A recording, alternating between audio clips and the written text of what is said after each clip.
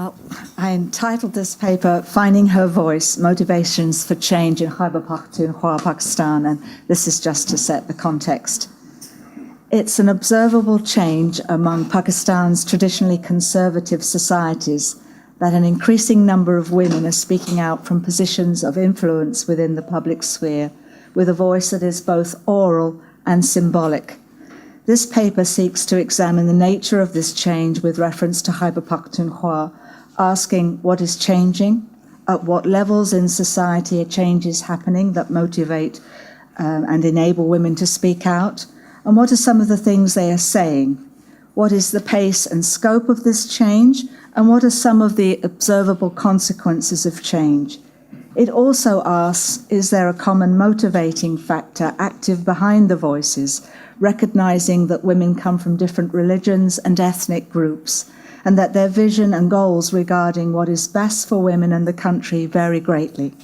And lastly, it looks at what we can learn from these observations, particularly with regard to shaping or reshaping policies of engagement. Pakistan, founded in 1947, is still establishing its own identity nationally, regionally, globally. Pakistan's Indian roots have given it long-standing relationships that predate its founding, while its responses to past and currently perceived imperialism and colonialism still contribute to its worldview. Khyber Pakhtunkhwa, homeland of the Pakhtuns, is situated on Pakistan's border with Afghanistan and Kashmir, and the total population of this region is 35.5 million. Within the predominantly Muslim society, minorities are considered as separate subcultures centered on religious ethnicity.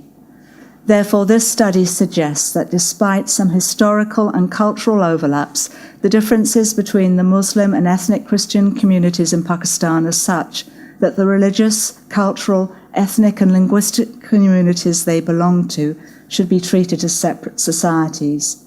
These differences have a direct bearing on how Western missions can positively interact with, learn from, and support the women of Pakistan. In addition, observation indicates that in KPK, the societal religious structures for ethnic Christian women, although different in content, are as patriarchal and conservative as those negotiated by Pakhtun women. This paper therefore assumes that the patriarchal social structures, patrilineage, patron-client relationships, and conservative religious practice impact both the domestic and public spheres of most women, Muslim and Christian, and require negotiation by those who seek to find a voice within their community or in a national setting. Life for Pakhtuns is lived within the prescribed framework of their cultural code, Pakhtunwali, which is an inseparable combination of religious and cultural tradition. Pakhtu is not simply the language, it is something one has and does. Pakhtuns in KPK understand that in being born Pakhtun, they are being born a true Muslim, and so doing Pakhtu is much as an expression of religious faith as it is cultural identity. Therefore, knowing yourself to be a Pakhtun is to know yourself as a Muslim, and vice versa. The two parts of identity cannot be separated. I suggest firstly that the same knowing being distinctive applies to those born as ethnic Christians, and secondly that these prescribed religious ethnic identities have created cultural borders that require careful navigation. The ethnic Christians' place within Pakistani society is in part determined by their Hindu caste status as Churas, a scheduled caste without status, prior to the people group conversion to Christianity in the 19th century India. Sukhdeo and O'Brien argue that the Pakistani Muslim understanding of Islamic religious purity and the ethnic Christian legacy of caste impurity explains the growing marginalization of Christians within a country that is exploring its Islamic identity. To this is added a strong belief in the abrogation of the Bible and the association of Christianity with the West, read imperialism and colonialism, and an assumed disloyalty to Pakistan, which further disadvantages and isolates ethnic Christians. Ethnic Christians, therefore, have developed a strong subculture that Sukhdev calls a withdrawal from mainstream society, and yet one that longs for the privileges and power exercised by the majority. This paper looks at some aspects of the religio-cultural political conversations that are occurring as women speak out on behalf of themselves, other women, their communities, society, and Pakistan as a nation in this time of social change. Are women starting to find their voices despite the maelstrom of traditional patriarchal restriction?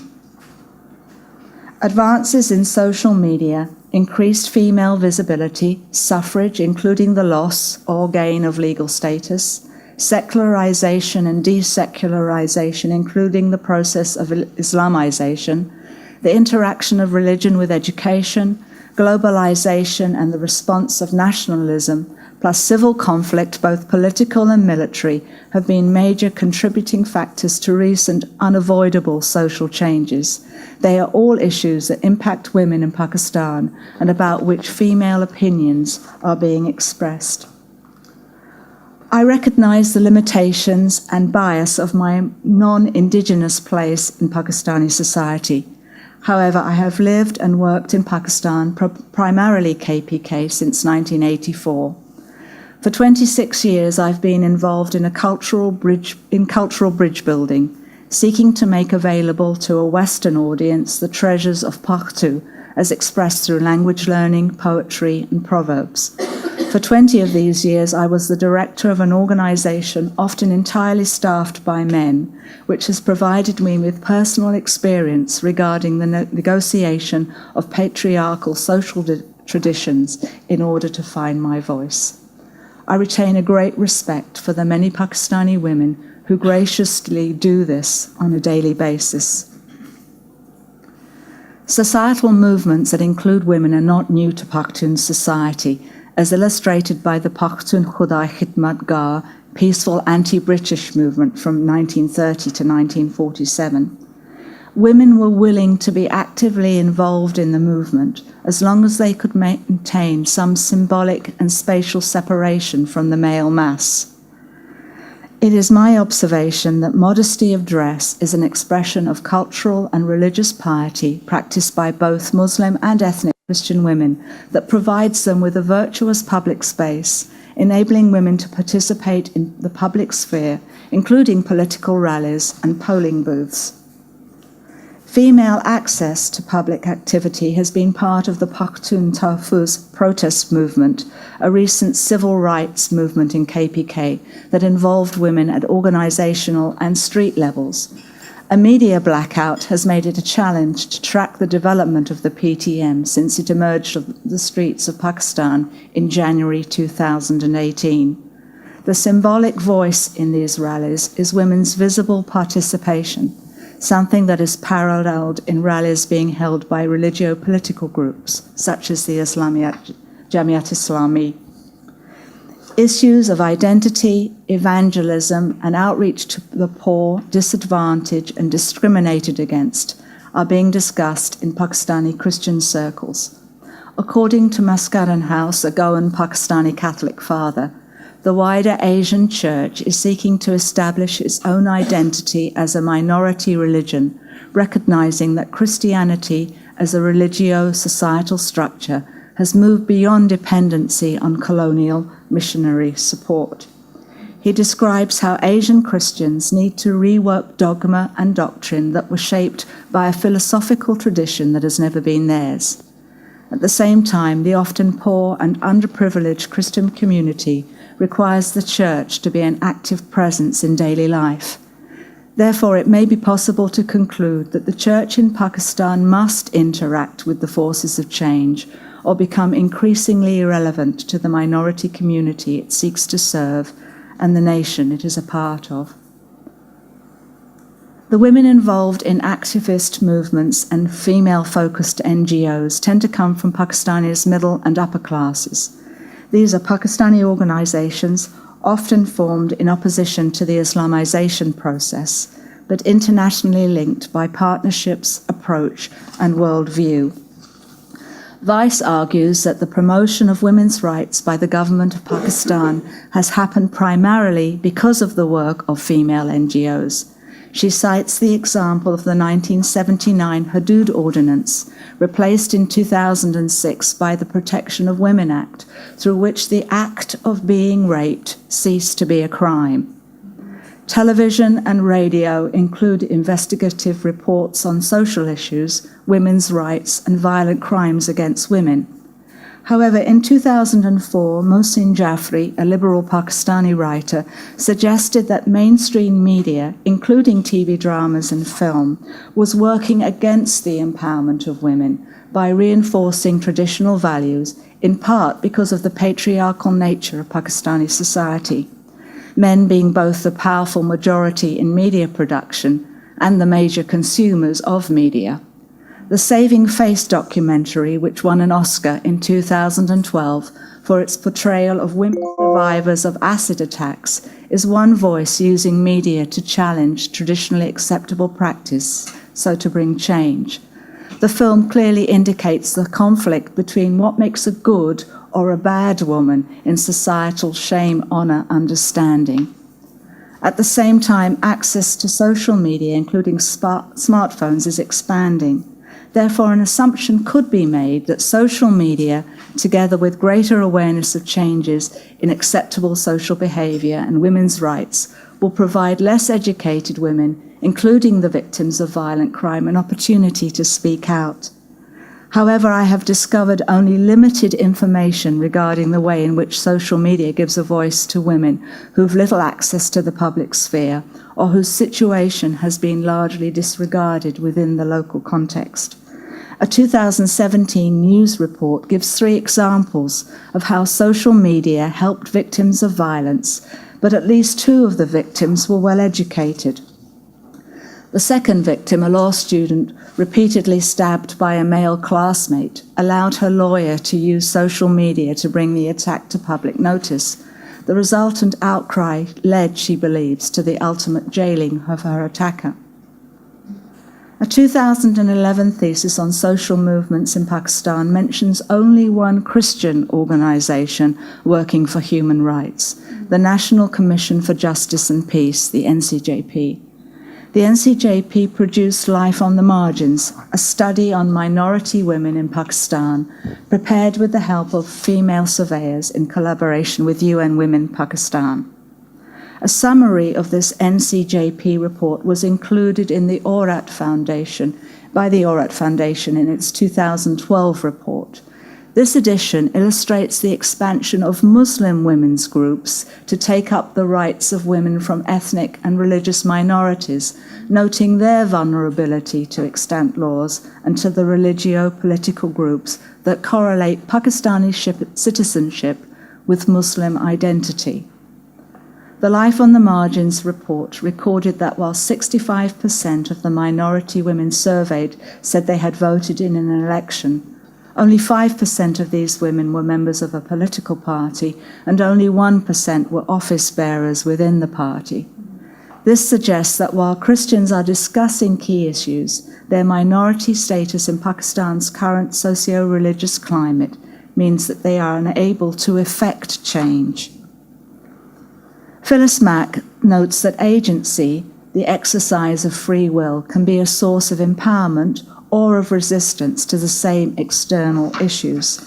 This agency can be seen in the women's wing of the Jamaat-e-Islami, a religious political group established by Maulana Abdul Ali Maududi in 1941 to mobilize Islamic faith in pre-partition resistance to colonialism and Hinduism. Jamaat's aim is to challenge the dominance of liberal, secular, social and political groups, resist Western imperialism, and see Islam restored to its original condition as a complete system, an Islamic state. The motivation of the women in the Al-Huda movement, founded in 1994, has striking similarities to the women in Jamiat Islami, and its founder, Farhat Hashmi, was raised within the Jamiat Islami religious structure. The aim of Al-Huda is to restore piety to women. Hashmi challenges the religious norm in that she takes the traditional male role of religious teacher, preacher, and interpreter of religious texts. Its courses emphasize dua, preaching, and female students are trained to communicate their faith with other women in the workplace. The women in Al-Huda tend to come from the westernized and secular elite strata of society, where veiling and conservative religious practices are not the norm. Therefore, it is suggested that while Al-Huda may be disruptive of upper-class families because of the changes that are taking place in the women, it is not disruptive enough to change the religio-political nature of the country. However, I suggest that Jamiat Islami and Al-Huda are bringing about social change in a process of desecularization.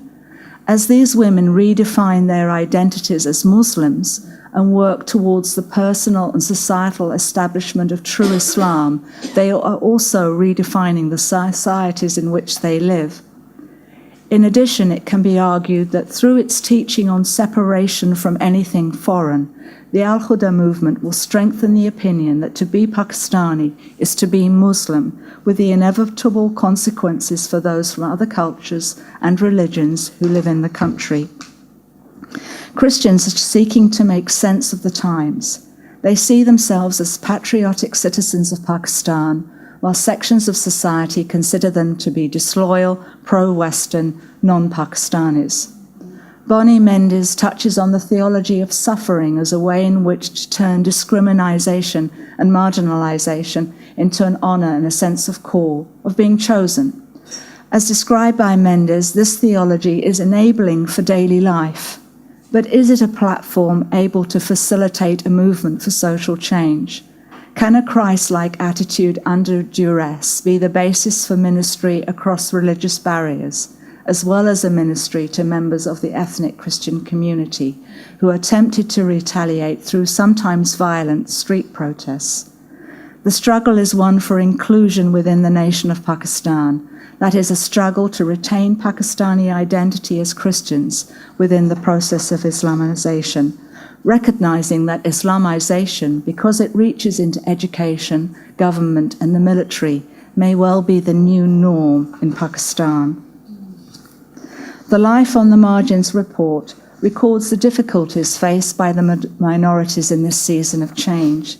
The study asked Christian women what they could do to bring positive change to current norms, in addition to the fundamental need to establish and maintain good relations with Muslim neighbors. Only 57% of the respondents indicated that they could contribute positively, while 43% did not respond to the question at all. Mascarenhas House describes the challenges and rewards as living as a minority kafir in the Muslim housing complex, writing, "It is very important for each one of us to make at least one Muslim friend who is not afraid of us or who does not see us as a threat. We want our lives to be good news." The NCJP survey also discovered that 12% of the respondents did not think they could contribute to improve the social, political, cultural, and religious condition of other minority women. This ran counter to the author's expectation of collectivism. That is, they had expected to find that everyone brought together by minority status would work for the collective good. The findings suggest that at this time, most ethnic Christian women have yet to consider the power for change contained in a collaborative venture. I concluded the abstract at the beginning of this paper with the reference to lessons that could be learned. Yet this study, while identifying barriers, has not sought to delineate many of the implications, lessons that arise from these seeming obstacles. My aim has been to stimulate thought. I entitled this paper, Finding Her Voice, Motivations for Change. It is my assessment that there are many vibrant female voices championing changes for women and for society. These voices are best heard in their divergent choirs, as they are not singing the same song, even though the tunes may sound similar.